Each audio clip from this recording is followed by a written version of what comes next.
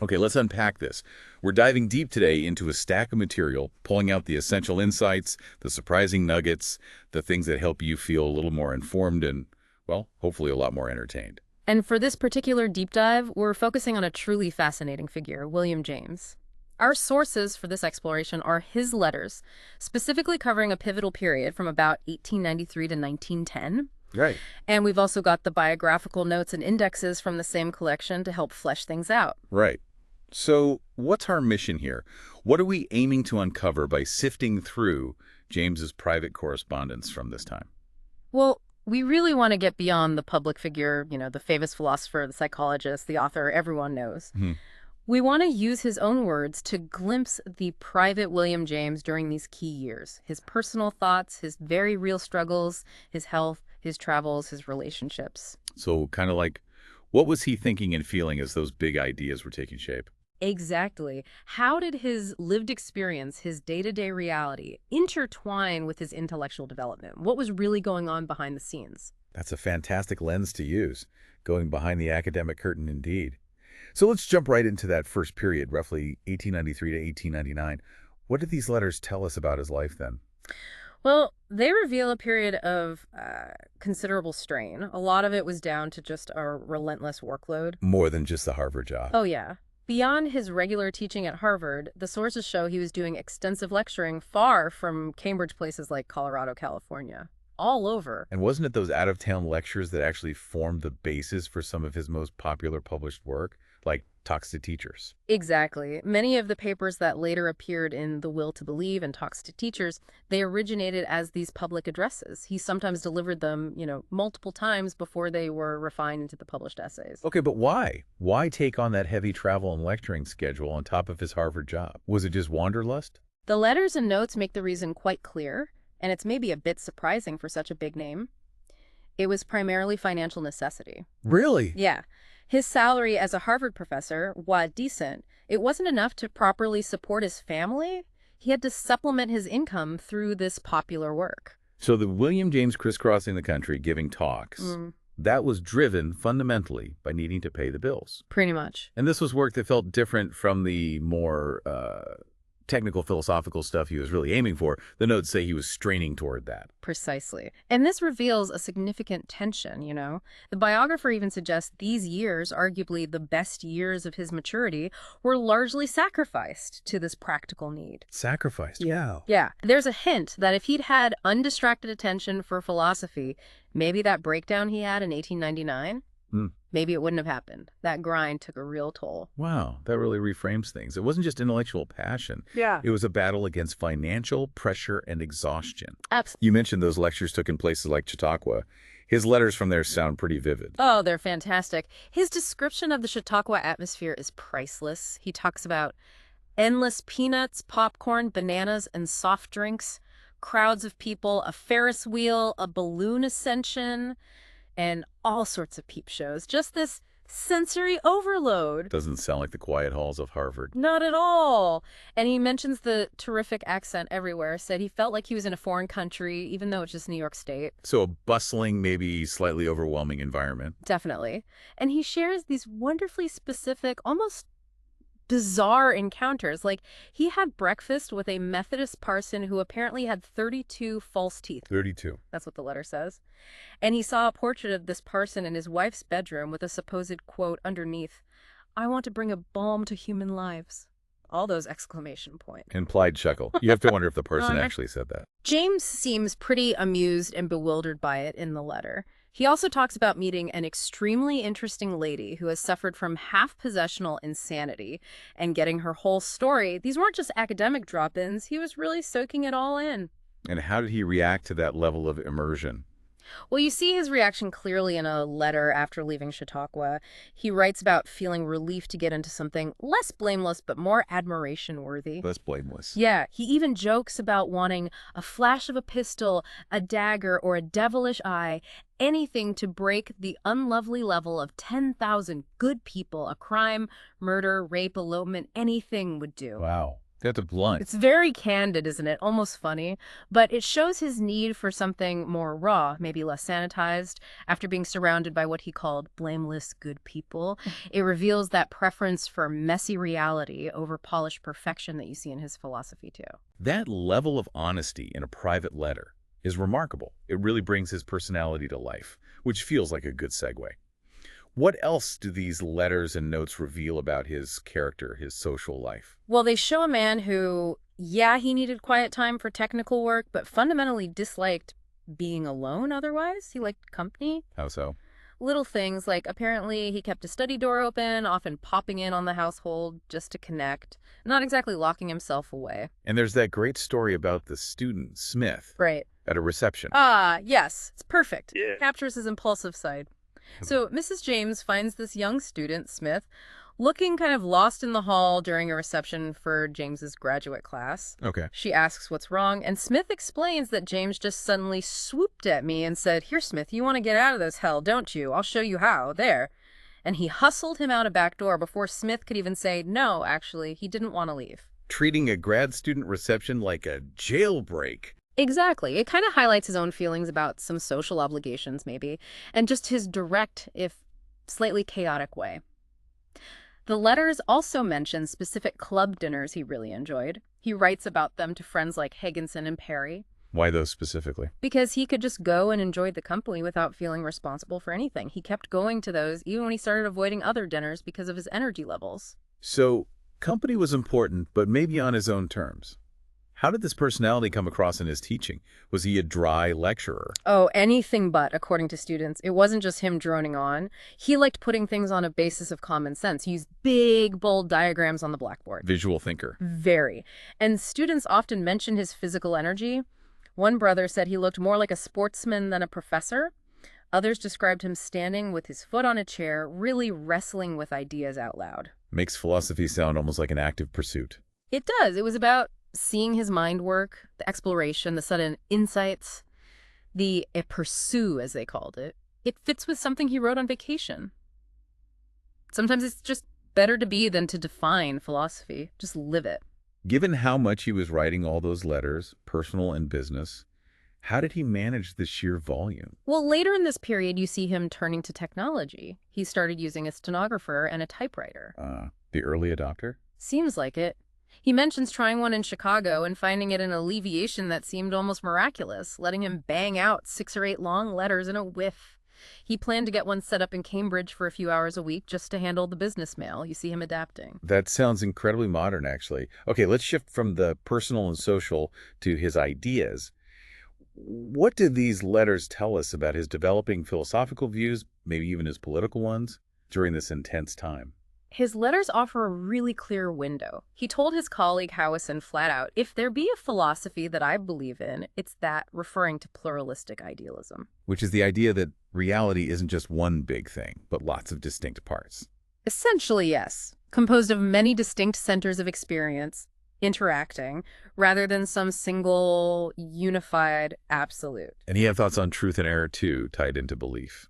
Yes, he talked about needing respectful toleration for different beliefs. He argued it comes down to the individual's choice. You have to choose what risks to take when things are uncertain.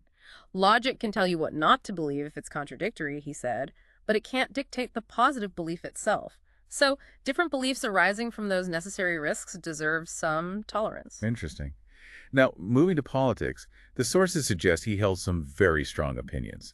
Not shy about them. Not at all. He expressed a significant Anglophobia dislike of England, tracing it back to the Protectionist Party.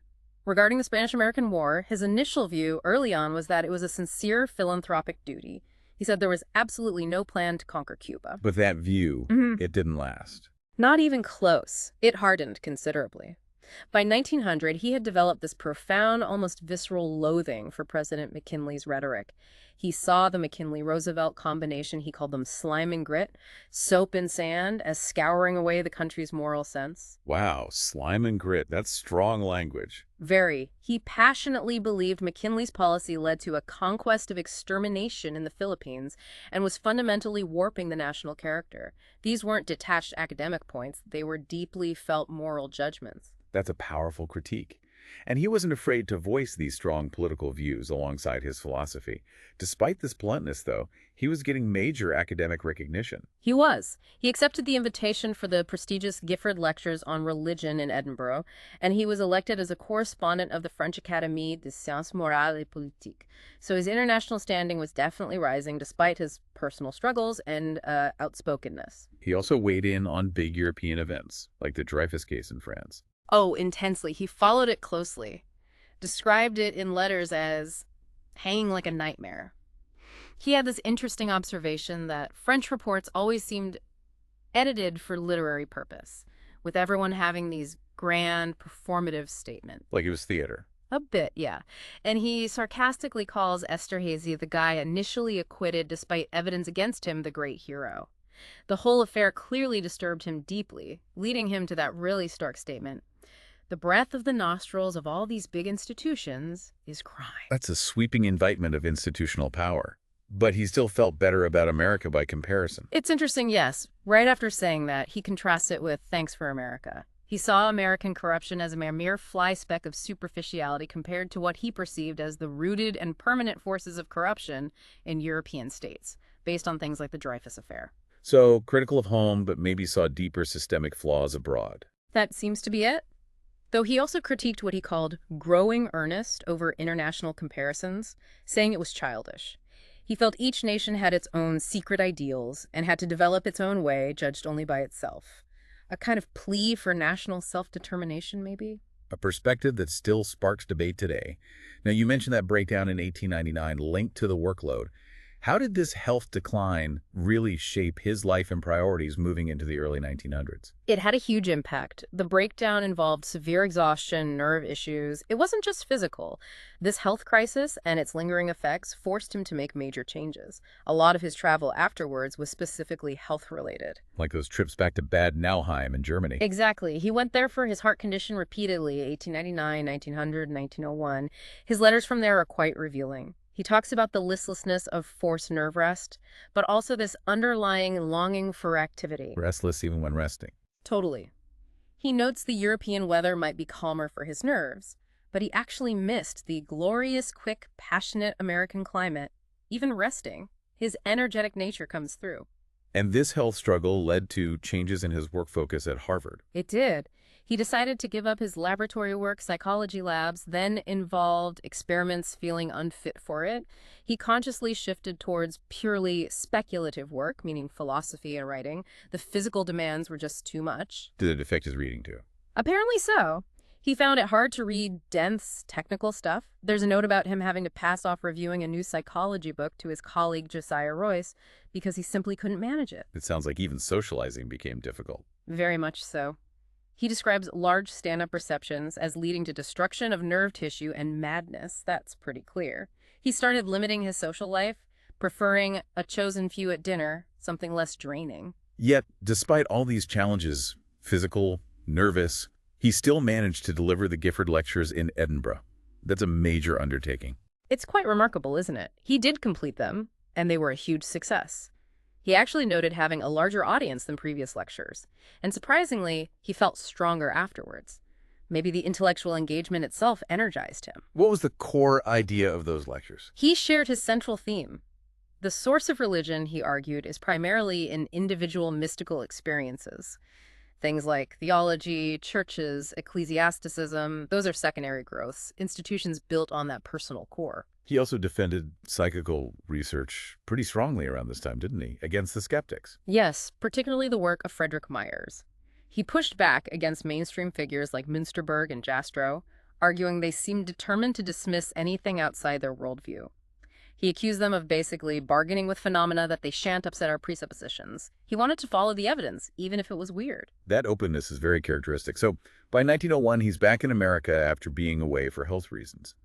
How did that feel to him? His letters suggest a sense of, maybe, dislocation. He described America on his return as feeling pathetic and poverty-stricken, covered with a veil of strangeness. Being away for 2 years had made his own country feel a bit alien. And it was shortly after that return that the varieties of religious experience came out. Yeah. based on the Gifford Lectures. Yes, published in 1902, and it was a major success. Hugely popular, brought in significant income, which, remember, was always a pressure point for him. Right, the financial relief. Exactly. That success directly helped him finally cut back his Harvard teaching to just a half course. That freed up energy specifically for writing those major philosophical books like Pragmatism and A Pluralistic Universe. Speaking of finances, there's that interesting detail about him asking Henry Higginson for money. Oh, yeah, that's quite revealing. He approached Higginson about some earlier unfulfilled promise of funds, and his phrasing is so direct, so pragmatic. He asks not if he deserves the money, he even says what is deserving nowadays, but simply whether Higginson needs the funds for something else. Just a practical matter of need. Seems so. It's a glimpse into his very straightforward approach to money, driven by necessity, not by ideas of merit or entitlement. He kept traveling, though, even with precarious health. There are some beautiful descriptions from Italy in 1905. Absolutely. The letter about the Amalfi Drive is stunning. Shows his incredible eye for detail. He calls the drive ferocious in its grandeur, noting how the works of God and man were just totally mixed together with stone walls built right into the cliffs. He describes the sea looking like a bed of violets, just gorgeous observation. He also went to the International Congress of Psychology in Rome on that trip, still engaging professionally. He did, in April 1905, presented a paper maybe in French, even though he'd been fatigued. And while in Italy, he connected with the young Italian pragmatists, Papini, Velati, others who were really inspired by him and Schiller. What do you think of them? He was struck by their enthusiasm, their literary swing. He contrasted it favorably with what he saw as the damn academic techniques and PhD machinery back in U.S. universities. That fits his earlier critiques, doesn't it? And he also spent time talking philosophy with his friend Strong in Cannes. Yes, he visited Strong, called him the clearest mind he ever knew, a growing man, always refining his thoughts. High praise. He visited Stanford University, too, in 1906. How did he find California? He loved the Stanford environment, called it perfect. What struck him was its simplicity, lack of ostentatious wealth, students doing housework, not much social excess. He saw it as focused on essentials, which probably felt like a relief, a less taxing setting for him then. Again, seeking environments that fit his needs at the time, away from draining formalities. Exactly. And speaking of academia, he kept critiquing American philosophy. He complained about the awful abstract rigmarole he saw, calling it a fatal revival of Hegelianism, a kind of relaxation of intellectual duty. He wanted philosophy to be more concrete, more grounded. He was actually in California for the massive San Francisco earthquake in April 1906, wasn't he? He was, yes. He saw the aftermath firsthand, and he made this really striking observation about the people affected. He noted an improved moral tone. Improved after an earthquake. Yeah, he described it as a calm, firm, sustained joyousness among the survivors. It's a surprising, powerful psychological insight into resilience amidst devastation. It really is. Shows his constant observation of human psychology. He also answered a questionnaire about his own religious beliefs around 1904. Yes, and his answers are fascinatingly honest. He said he uses God, that God is more of an ideal for him, but he still believes. He accepts others' testimony about God's presence because there's a germ in me that responds. And he prays partly from habit, partly because, well, it works. A very pragmatic faith, you could say. Very much so. Experiential. Practical. And this whole period, with all the health issues and shifting priorities, it culminates in a huge life change. Leaving Harvard. Yes, he resigned in February 1907. It was clearly emotional. The students gave him a silver loving cup and an inkwell as farewell gifts. But his letters, they express immense relief. He talks about shedding the nightmare of my professorship, feeling it had made him a sham. A sham, that's strong. He felt he wasn't living authentically, maybe. He looked forward to finally being a reality, living, as he put it, alone with truth and God. That's an incredibly powerful statement, stepping away from this esteemed role to chase a deeper sense of truth, of self. Okay, let's move into his final years, 1908 to his death in 1910.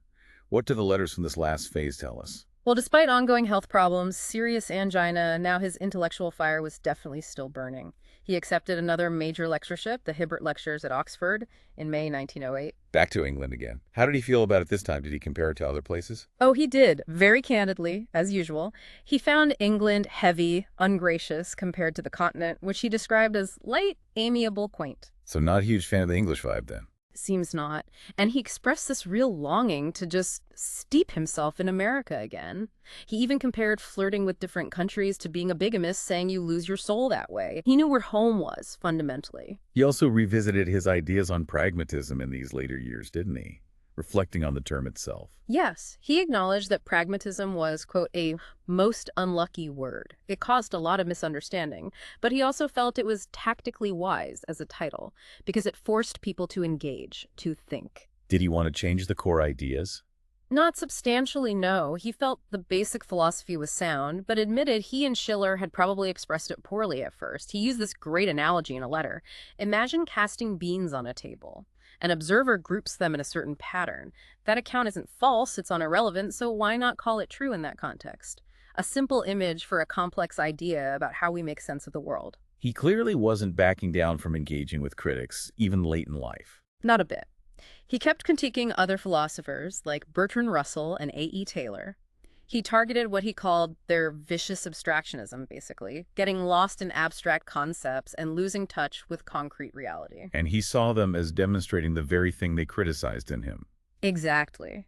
He pointed to Russell's passionate, atheistic, titanic confession of faith as a prime example of the will to believe, showing how Russell's own deep-seated intellectual drive shaped his beliefs, even while criticizing the idea in others. He even met Freud and Jung quite late on. Yes, at the Clark University Congress in 1909, he met them both, expressed interest in their ideas, hoping they'd be pushed to their utmost limits so people could really grapple with them. Still open to new psychological frontiers right to the end. His health, though, it remained a constant backdrop in his letters. It did. He went back to Bad Nauheim one last time in May 1910 for his heart. He observed the strong, calm, successful new German civilization there, noticing the contrast between the modern German man and his dingy old father from 40 years before. And he found some kind of comfort in the diagnosis. In a way, yes.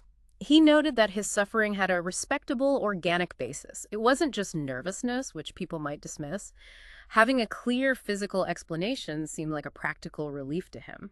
There's also that poignant story about an article he rushed into print based on someone else's work, BP Blood. Yes, that's right. An article for the Hibbert Journal called A Pluralistic Mystic, based on Benjamin Paul Blood's ideas.